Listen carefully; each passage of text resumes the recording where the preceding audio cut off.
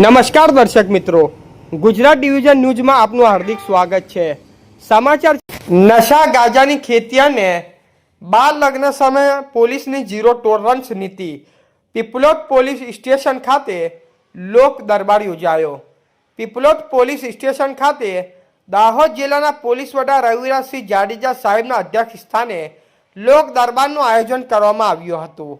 આ લોક દરબારમાં આસપાસના 16 જેટલા ગામોના સરપંચો, આગેવાનો, ગ્રામજનો તેમજ પોલીસ અધિકારીઓ અને સ્ટાફની મોટી સંખ્યામાં ઉપસ્થિત રહ્યા હતા।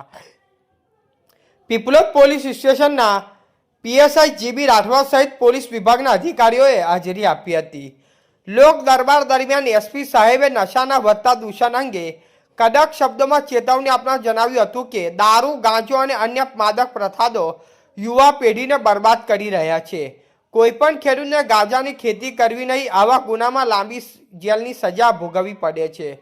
તે ઉપરાંત નાની ઉંમરે દીકરા દીકરી ભાગીને લગ્ન કરવા તેમજ માતા પિતાએ કાયદેસર ઉંમર પહેલાં લગ્ન કરવાના બનાવો ગંભીર ગુનો હોવાનું જણાવી આવા ગુનામાં અટકવા માટે કડક સૂચના આપવામાં આવી હતી।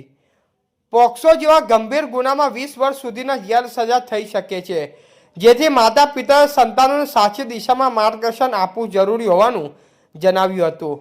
વધતા માર્ગ અકસ્માતોને ધ્યાનમાં રાખીને બાઇક ચાલકોને ફરજિયાત હેલ્મેટ પહેરવા અને ટ્રાફિક નિયમોનું પાલન કરવા તાકીદ કરવામાં આવી હતી।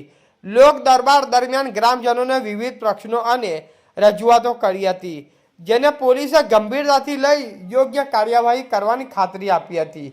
આ કાર્યક્રમથી પોલીસ અને પ્રજાના વચ્ચે વિશ્વાસ મજબૂત બન્યો છે। રિપોર્ટર વિપુલ કુમાર બારિયા, પીપલોદ।